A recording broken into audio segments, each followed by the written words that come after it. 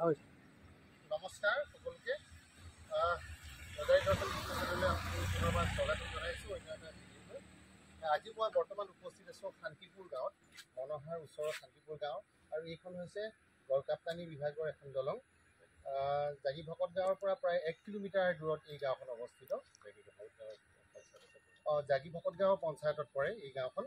গতিকে আমি এটা অভিযান লৈছিলোঁ যে ৰদালি দৰ্শন সামাজিক সাংস্কৃতিক আৰু শৈক্ষিক ন্যাসৰ উদ্যোগত স্বচ্ছতাৰ অভিযান। সেইকাৰণে আজি ইয়ালৈ আহিলোঁ আৰু ইয়াৰ ৰাইজ দেখিছেনে এনেদৰে ইতিমধ্যে আমি দলংখন চাফা কৰিলোঁ। অকণমান দেখুৱাই দিব লাগে। আৰু আমাৰ মাজতে গাঁৱৰ 2-4গৰাকী জ্যেষ্ঠ আছে, মোৰ একদম কাষতে আছে দিলীপ পাল। গতিকে মই দিলীপ পালৰ পৰা অকণমান জানিব বিচাৰিছোঁ আমি লোৱা এই অভিযানটোত কেনেকুৱা অনুভৱ হৈছে? খুব ভাল কথা আছে। স্বচ্ছতাটো মানৱ সভ্যতাৰ মানে যি প্ৰাথমিক ভূমিকা বুলি ক'ব লাগিব। মানৱ সভ্যতা যেতিয়া পাইছিলে সেইটো সেই স্বচ্ছতাৰ পৰাই আৱিৰ্ভাৱ হৈছিলে মানৱ সভ্যতাটো।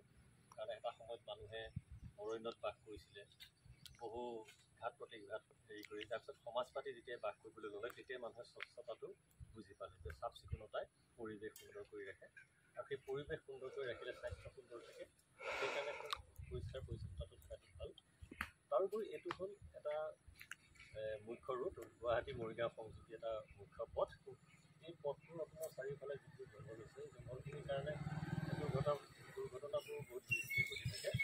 সেইকাৰণে আপোনাৰ সহযোগত অন্ততঃ আপুনি আহি যেতিয়া ক'লে আমাক আপোনালোকৰ এই ৰদালি দৰ্শন সামাজিক সাংস্কৃতিক আৰু শৈক্ষিক ন্যাসৰ উদ্যোগত যি ব্যৱস্থা আপুনি লৈছে তাৰ বাবে আপোনাক ধন্যবাদ জনাইছোঁ। আপুনি আহি পোৱাৰ কাৰণে আমি গোটেইখিনি ৰাইজ ওলাই কাম কৰিব আৰু এইখিনি নকৰিম। গতিকে খুব ভাল লাগিছে। স্বচ্ছতাটো আমাৰ মানৱ জীৱনৰ এক অবিচ্ছেদ্য অংগ। গতিকে আমি স্বচ্ছতা অভিযানটো নিবিচাৰোঁ, আমি সহযোগ কৰিম। তাৰোপৰি আমি সুকীয়া পৰিৱেশ লৈ আপোনাক প্ৰতিশ্ৰুতি দিছোঁ।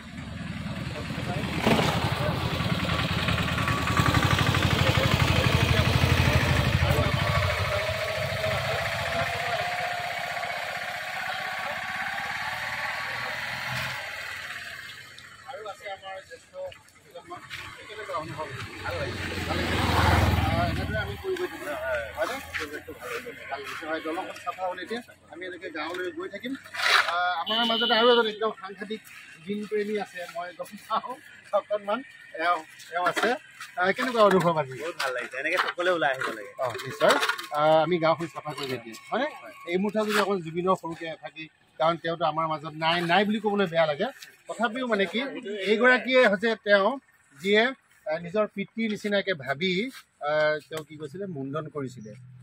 গতিকে তেওঁৰ পৰা অকণমান জুবিনৰ এফাকি গান শুনিলে ভাল লাগিব।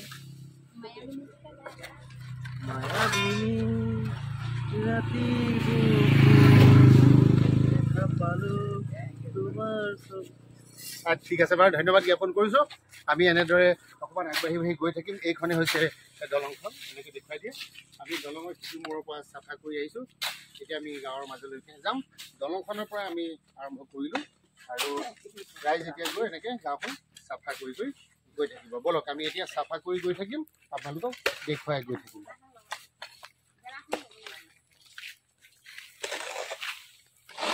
হ'ব।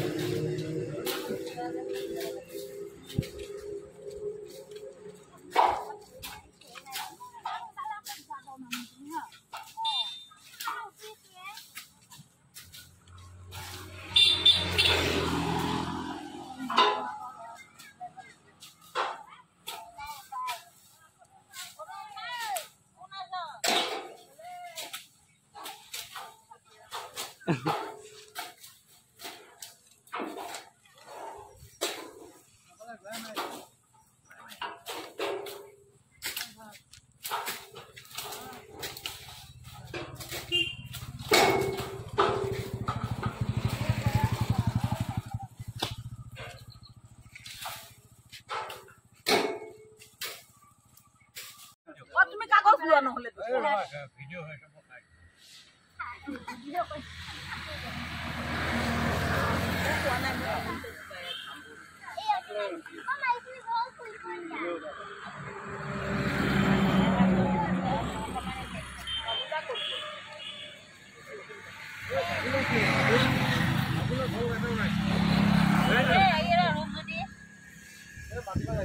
বাবুলক মাত দে বাবুলা প্ৰথম আকৌ দিম হা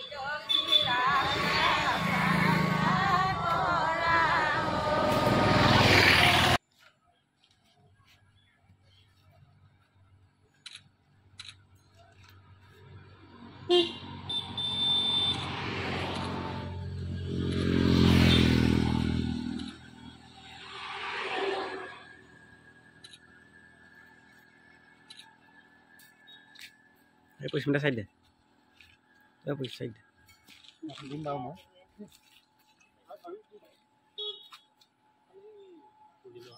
আপোনাৰ মনোজ দা চা পইচা দিম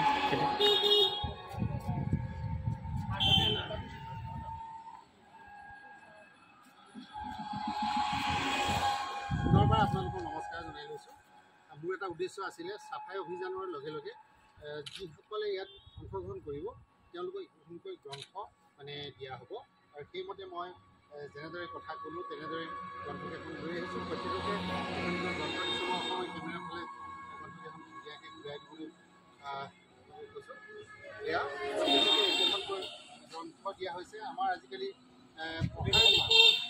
মানে অভ্যাস যিটো নোহোৱা হৈ গৈছে সেইকাৰণে স্বচ্ছতাৰ লগে লগে মই গ্ৰন্থ দিবলৈ প্ৰচেষ্টা কৰোঁ তেনেকৈ ধুনীয়াকৈ দেখুৱাই দিয়া হয়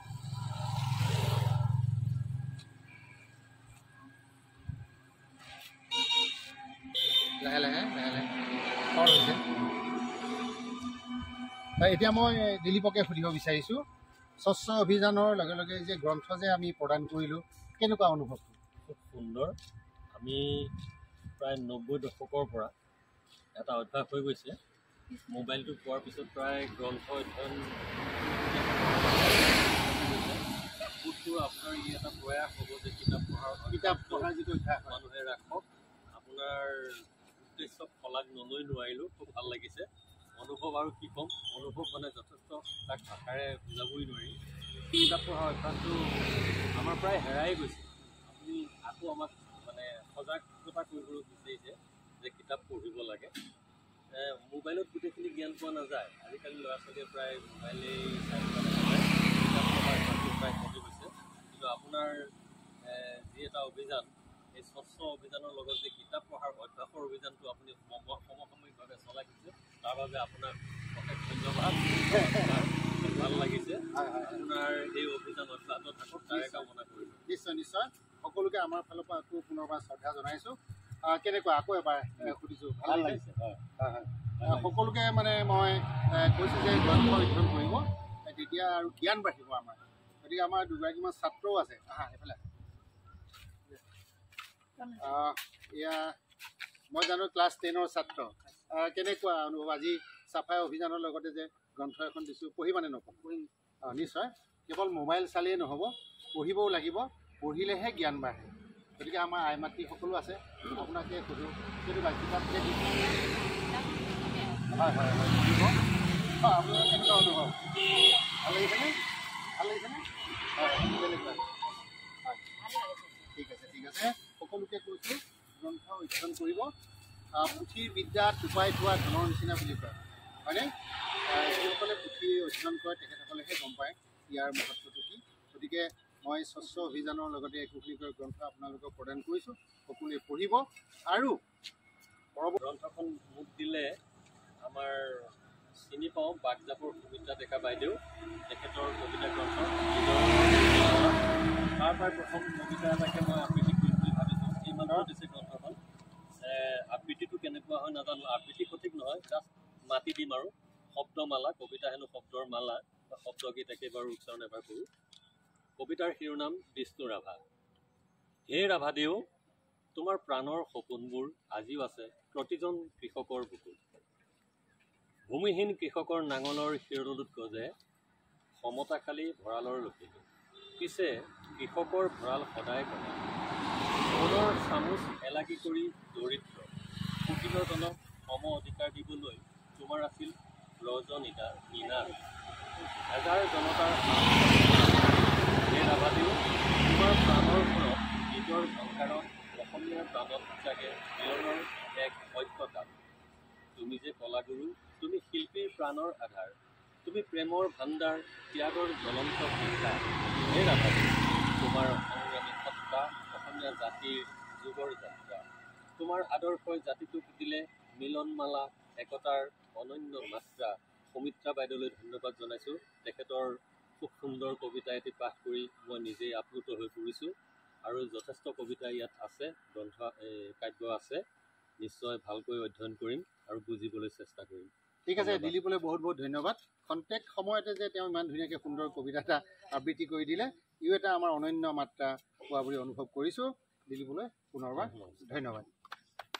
পৰৱৰ্তী সময়ত আজি আমি আধৰুৱা কৰি থ'ব লগা হ'ল। পৰৱৰ্তী সময়ত আপোনালোকে এই গাঁওখনত যিখিনি বাকী আছে সেইখিনি কৰিব। গতিকে সকলোকে ধন্যবাদ জনাইছোঁ। আৰু মোৰ এই অনুষ্ঠানটো চাই যদি আপোনালোকে ভাল পায় তেনেহ'লে লাইক, কমেণ্ট, শ্বেয়াৰ আৰু ছাবস্ক্ৰাইব কৰিব, কৰি আমাক আগুৱাই যোৱাত সহায় কৰিব। আজিলৈ সকলোকে পুনৰবাৰ ধন্যবাদ জ্ঞাপন কৰি আমাৰ অনুষ্ঠানটো ইমানতে সামৰণি মাৰিছোঁ। ধন্যবাদ।